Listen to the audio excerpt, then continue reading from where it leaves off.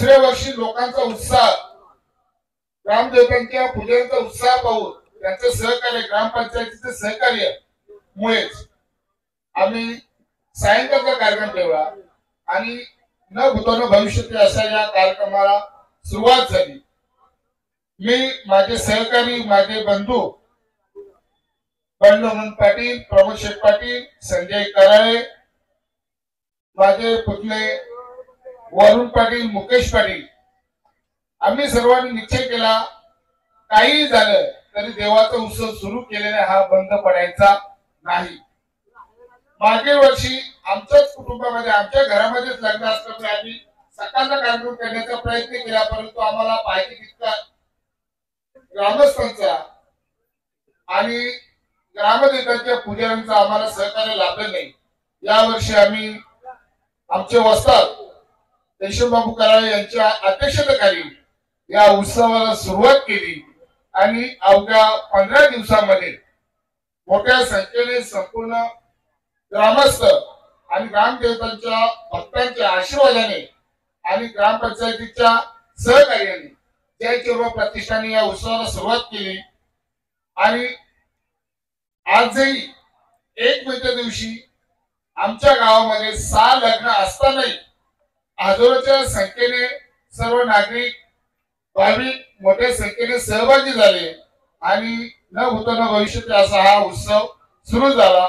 सर्व ग्रामदेवतांचे पुजारी आले आणि या उत्सवाला सुरुवात झाल्यानंतर आमच्या गावच्या सरपंच, आमच्या वहिनी रेखा सदाशिव पाटील, या उत्सव समितीचे अध्यक्ष आमचे वस्ताद पेलवान यशवंतबाबू कराळे यांच्या शुभ हस्ते या पालखीला सुरुवात संपूर्ण गावात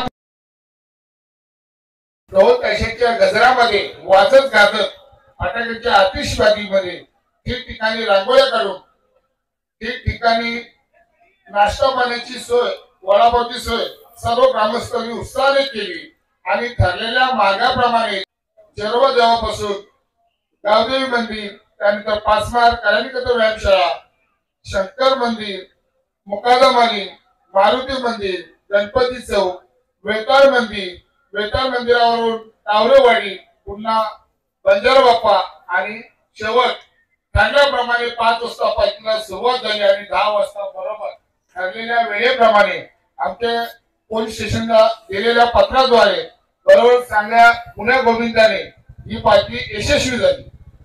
या पालखीसाठी आम्हाला सर्व ग्रामदेवतांचे भक्त, ग्रामस्थ यांनी मोठ्या प्रमाणात सहकार्य केले। त्याचबरोबर पोलीस स्टेशनचे आमचे वरिष्ठ पोलीस निरीक्षक श्री नेताराम मस्के साहेब व त्यांचे सर्व सहकारी, त्याचबरोबर